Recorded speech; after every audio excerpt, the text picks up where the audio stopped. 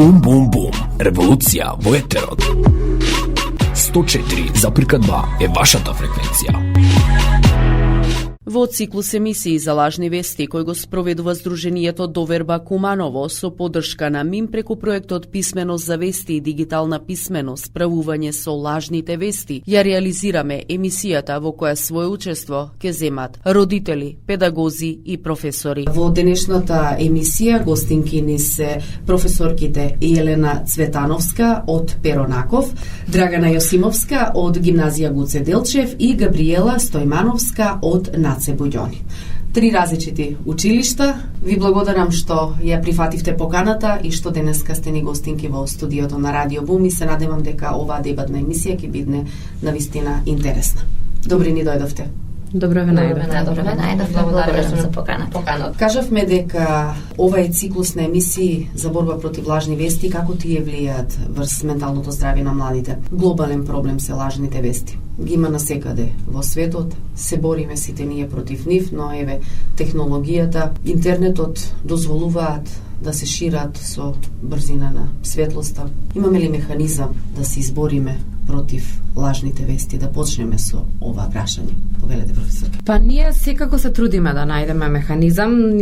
Работиме со млади генерации кои ја знаат технологијата многу подобро од нас и можеби тие се први на удар на тие лажни вести, но ние сме од друга страна тука да ги забележиме нивните промени, можеби промените во расположението, па да поставуваме прашања и да добиваме одговори со кои ќе дознаеме што се случува во нивните животи. Одредени медиуми ги користат медиумите за ширење на лажни вести. Има ли некои примери што еве можевте да ги воочите во последно време за лажни вести?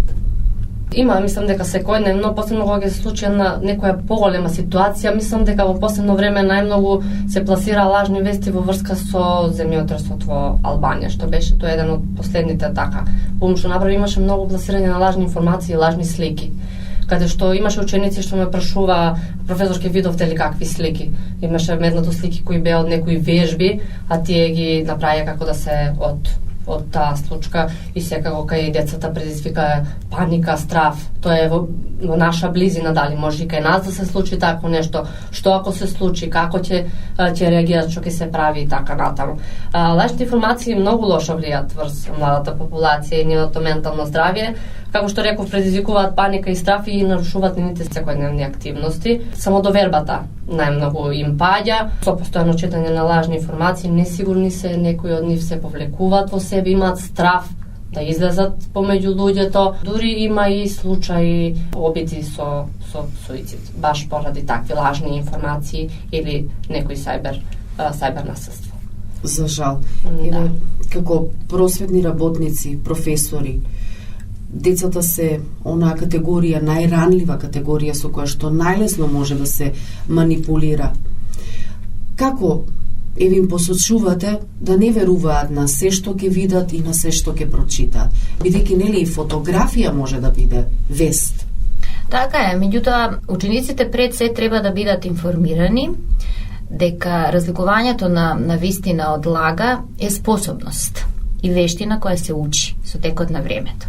Учениците треба да знаат дека за да може да разликуваат добро од лош, лага од вистина, треба да се информираат пред се, треба да анализираат, да препознаваат и на кој начин да знаат дали е тоа што го читаат во медиумот, на социјалните мрежи, дали на вести слушаат, на телевизија или на радио, е вистина или не, како. Прво треба да го проверат изворот. Значи, треба да се критички настроени, да видат кој го кажува тоа. Ако во веста се содржи повикување на одреден извор, кој што е кредибилен и, нели, дава доверба кон слушателот или читателот и е проверливо, би требало ученикот да знае дека чита вистинска вест, а не лажна. Значи, вештина е, се учи со текот на годините. Не е лесно, меѓутоа, работата е во тоа што учениците се помалку читаат и се помалку се критички настроени. За да бидеш критички настроен, треба пред се да располагаш со огромен број на информации, кои што ќе знаеш да ги селектираш, да ги сортираш и да знаеш како да ги провериш дали се вистина или не. Најчесто сум сретнувала по социјалните мрежи, например, пласираат стара вест.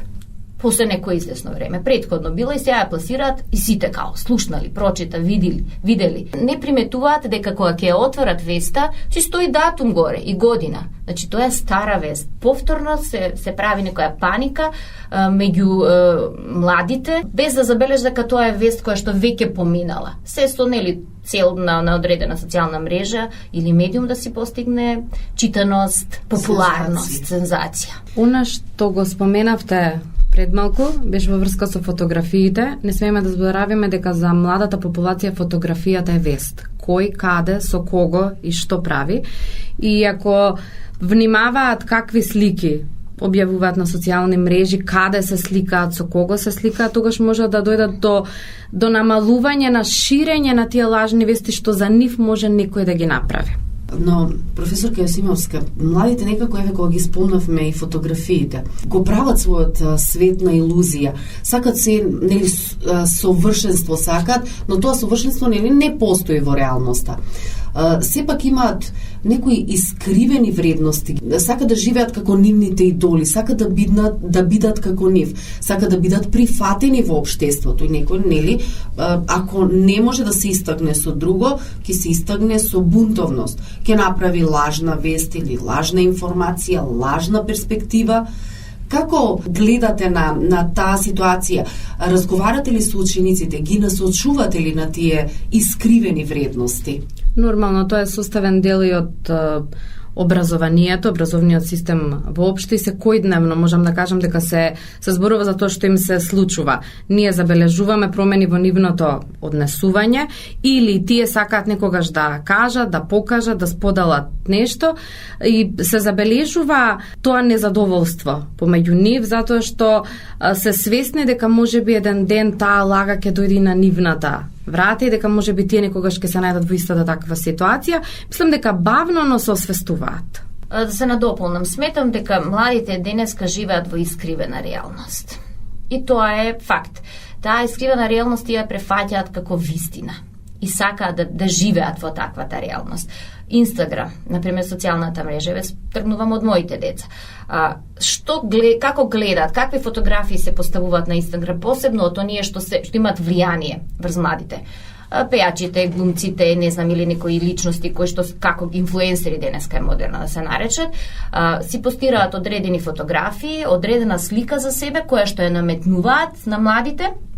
И истите сакаат така да изгледаат, истиот начин на живот го живеат, а не се свесни дека сликата е само еден момент од животот, фатен, и носи само одредена порака. Искривената слика за реалноста влијае на менталното здравје на младите денеска. Тие не се свесни за тоа. Значи, за да дојдеш до една совршена слика која ќе испрати порака, каде што дали имаме слика на пейсаж, на некоја плажа, ужива, значи се е рај на земјата. Децата мислат дека тоа е реалност во смисла така е навистина, ма за да се дојде до една вистинска идеална слика, таа слика е слика на од сите агли, само едната се пушта како варијанта на вистината, а тие тоа го прифаќаат како целост на вистина и тоа е проблемот. Не е животот таков како што го представуваат социјалните мрежи. Децата треба да се свесни дека тоа е само наместена, значи испозирана една реалност. Кога тоа би го знаеле, не би можеби тежнееле да живеат таква реалност. Би биле малку посамосвесни и би барале некои други вредности. Да се надоважам само кратко, да кажам дека мислам дека тие се свесни до некаде дека тоа не е реалност, но сакаат да веруваат во тоа затоа што тоа е убавото. Тие например зборуваат, знаат за своите идоли дека тие користат сега Photoshop, прашуваат ги, често гледам по Инстаграм дека ги прашуваат своите, тие што имаат повеќе фоловери, што ги пратат, кои програми користат за средување на слики и така натаму. Значи тие знаат дека тие слики се монтираат, се прават така натаму, но сепак сите ние сакаме да веруваме во убаво и затоа и веруваат во тоа што го гледаат. Но не можеме да заборавиме дека често се случува баш поради правење на неколку добри фотографии што би можеле да ги објават, ја пропуштаат целата забава. Истата таа вечер или дружењето со најблиските, со семејството, со пријателите. Случувањата ги гледаат преку телефоните, преку камерата, не во живо, туку не го доживуваат моментот. Јас знам дека ова експанзија со социјалните мрежи, со интернетот. Најтешко, на големиот товар ви паѓа вам професорите. Но, еве, од една родителска перспектива или кога ќе разговараме со родителите, велат дека да, во училиштето ни велат дека ние родителите мораме да обрнеме повеќе внимание на нашите деца, но ете, ние немаме време, па нека оди на училиште, нека учи таму, нека разговара со професорите. Сакаат ли родителите да соработуваат? Имате ли добра соработка со родителите? Бидејќи навистина да се најде некој на мета на една вест, дали е таа лажна или лоша вест, не е пријатно за никој. Повелете, професорка Стојмановска. Родителите не сакаат кога ќе им ги критикувате децата, односно кога ќе им кажете вистина. Ти имаат една слика за своето дете. Детето дома на еден начин се однесува, на училиште на друг начин, на улица на трет начин. Вистинската слика треба родителот да знае дека треба да ја спојат сите тие три сегменти. Кога ќе му се укаже на некои недостатоци во однос на детето, прво наидувам на отпор. Подоцна, ако инсистирам на повеќе средби и на разговори со родителите, тие прифаќаат. Кога гледа дека сакаш да направиш нешто, да помогнеш. Пред се комуникација, стекнување на доверба, во оној систем на наставник, родител, ученик. По таа тројка, од сите три точки треба да има соработка. Инаку нема успех.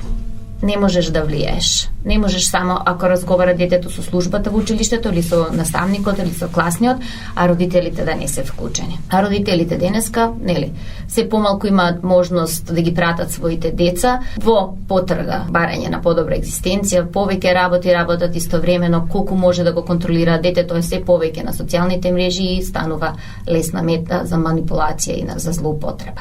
А децата најчесто кога ќе станат мета на таков булинг или злоупотреба, го покажуваат тоа низ однесувањето. Значи, секој родител треба да знае кога е моментот дека нешто се случува, да проба да открие што е и нормално да ги консултира и наставниците, затоа што учениците половина и поголем дел од денот се на училиште.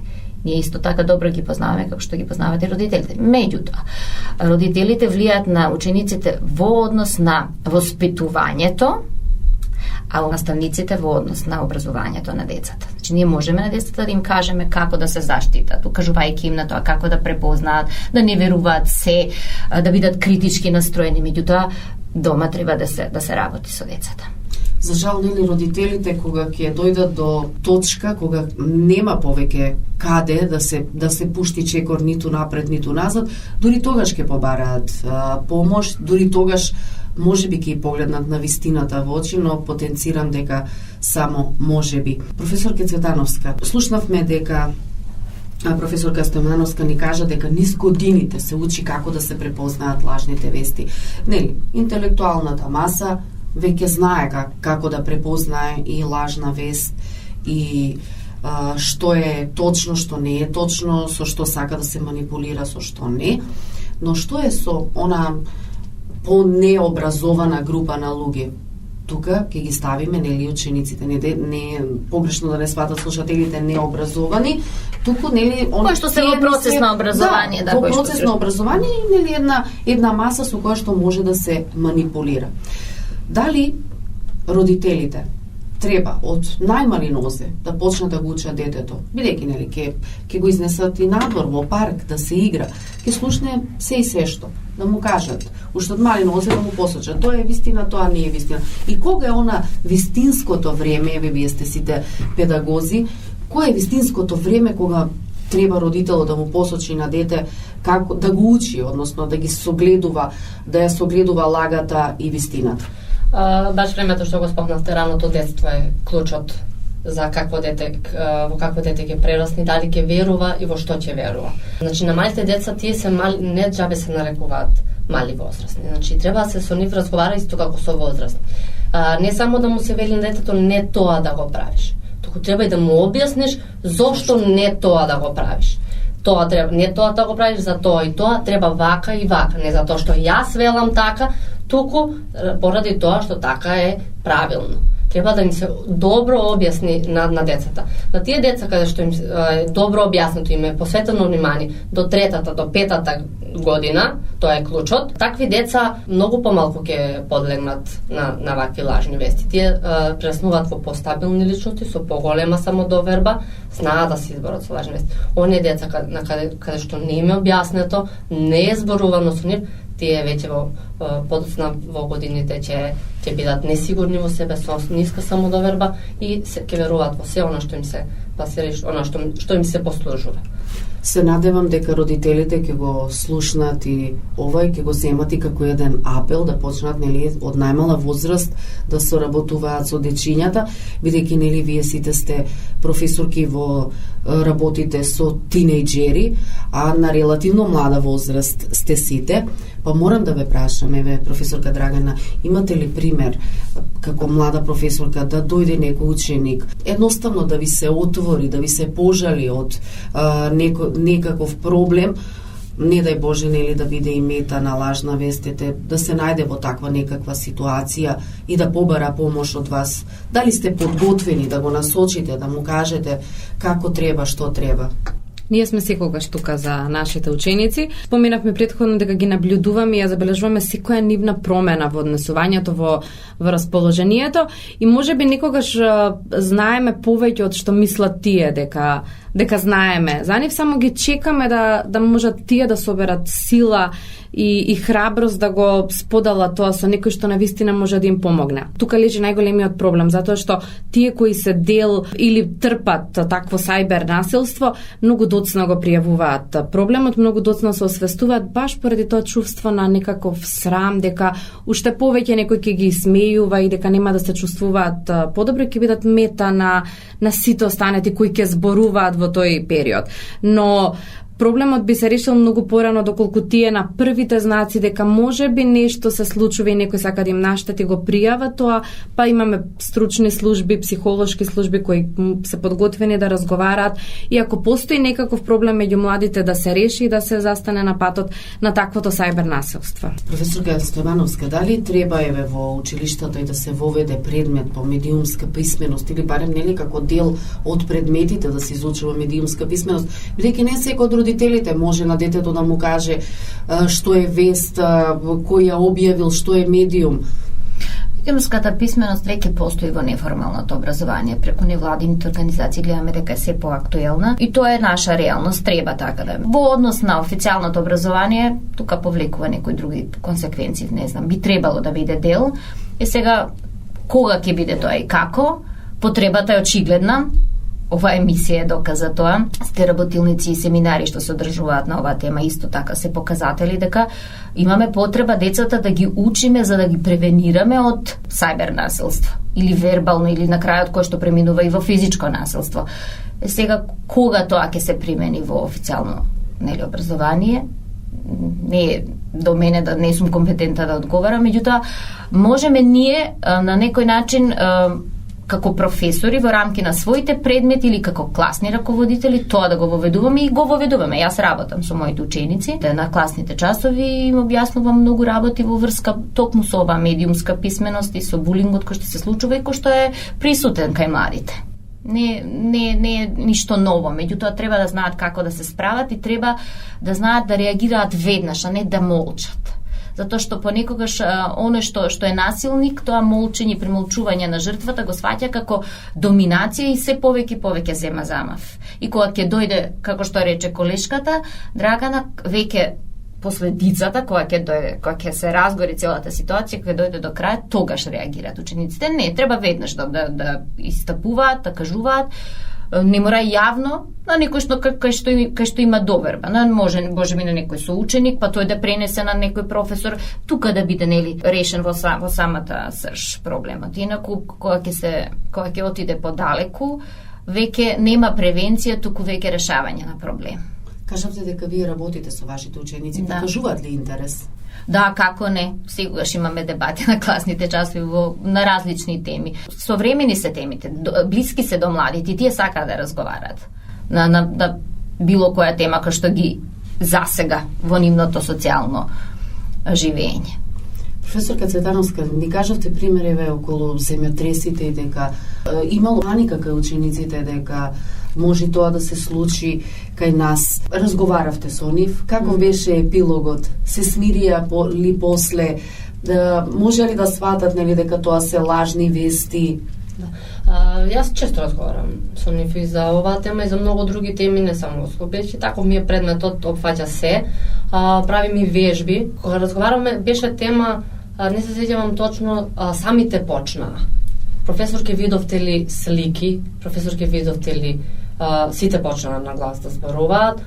Тоа беше само еден час, потоа се стигна, престана се. До пред некој час кога јас ги прашав што стана, за лажни вести почнавме тема и ги прашав, еве сега ни беше актуелно, вие го спомнавте, дали сте сигурни во се што прочитате? Тие рекоа да. Да, се беше точно, што стварно имаше земјотрес, викам точно, дека имаше стварно земјотрес. Но се оно што прочитав, дали беше се точно? Да, се точно. Викам слики што ги видовте, да. Кој ме објасни дека една од сликите беше од вежби и така натам, тие се зачудија. А ние мислевме, па ние праќавме помош, па ние праќавме пораки, баш поради тие слики. Со оној механизам за заштита, нели, ја почнавме емисијата со дали постои механизам да ги заштитиме децата, учениците од лажните вести, не само и децата, туку и возрастните, бидејќи нели во не знаат сите луѓе да ги препознаат лажни вистините од невистините вести. Постои ли механизам? Еве, професорка Драгана, како вие ја фокусирате лажната вест на прво гледање, на прво читање? Па ако практично треба да им покажеме на учениците, тогаш почнувам од себе она што гледам. Дали во насловот има прашалници и извичници, дали стои зборот шок, невидено, нешто за да привлече внимание кај читателот. Она што можат како алатка да го користите да ја проверат сликата каде е објавена предходно, може да проверат дали некој друг пишува на истата тема, од каде е изворот, пишували кој точно ја пренел информацијата, има ли очевидци и слично, и ако прочитат од 2-3 различни места иста информација, тогаш можат нешто да тврдат дека е навистина така, но ако тоа е само на еден медиум, па кажуваат нешто што останатите не успеале да го откријат, тогаш веќе се работи сигурно за лажна вест или за преувеличување на нештата. Тоа само кога ги прашав како ги препознават, исто како што рече колешката, по тие шок, трагично, набилдани наслови, потоа рекоа дека тогаш знаеме дека нешто тука не е како што е напишано, баш поради тие наслови. Слушнавме многу интересни ставови, слушнавме и што треба се да направиме. Емисијата би сакала да ја завршам со една порака ваша и до родителите и до учениците. Се разбира да родителите да бидат повеќе кооперативни, да соработуваат со вас и да ве послушаат, не само да го одбиваат советот, нели сите ние сакаме да имаме идеално дете, но за жал не постои нешто идеално, сите ние мораме да вложиме многу труд во нешто за да имаме добар производ, се разбира дека тоа важи и за децата. Повелете, професорка Драгана. Пораката е да се трудиме сите заеднички да градиме здрава иднина, односно поколенија кои ќе бидат свесни за тоа што го објавуваат, тоа што го читаат, па утре тоа што ќе го пишуваат, и на тој начин да ги заштитиме, да не претрпуваат некакви психолошки последици поради различни периоди од нивниот развој и едноставно да застанеме на пат на тоа сајбер насилство кое е се поактуелно. Професорка Стемановска.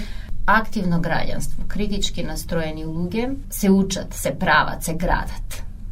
Секој човек треба да биде свесен дека не знае се. Човекот учи додека е жив. Тоа е принципот кој што треба сите да го имаме во глава, без оглед на возраста, а особено младите кои што мислат дека образованието завршува со формалното образование, со факултетот, не. Значи, активен граѓанин, критички освестен, критички настроен кон општеството се гради низ текот на целиот живот. И тоа е мојата порака. Нека учат луѓето, нека слушаат, нека осознаваат, нека анализираат и нека носат заклучоци. И благодарам, професорка Елена Цветановска, повелете. Пораката до родителите дека родителите најдобро си го познаваат своето дете и дека треба да реагираат на секоја и најмала промена кога ќе приметат кај детето, да реагираат, да знаат да читаат од детето, не само тоа што го кажува вербално, туку и оно невербалното, да види по неговото однесување дали се случува нешто со него. Треба да воспостават што подобра комуникација. Не треба детето да се плаши ако сега кажам дека сум јас на мета на насилство и дека јас имам проблем да го страда кажам на родителите затоа што и родителите ќе го караат. Не, треба да има една добра комуникација помеѓу родителот за да не доаѓа до вакви работи. Јас ќе ви се заблагодарам за вашето учество во денешната емисија. Ми бевте прекрасни соговорнички. Благодарам за поканата. Емисијата е поддржана преку проектот Писменост за вести и дигитална писменост, справување со лажните вести што го спроведуваат Македонскиот институт за медиуми, Институтот за комуникацијски студии, Институтот за медиуми и различности од Лондон со финансиска помош од Европската Унија. Содржините во емисијата се во одговорност на авторот и на Сдруженијето Доверба од Куманово и во никој случај не може да се смета дека ги одразуваат ставовите на Европската Унија. Слушате Радио Бум 104,2.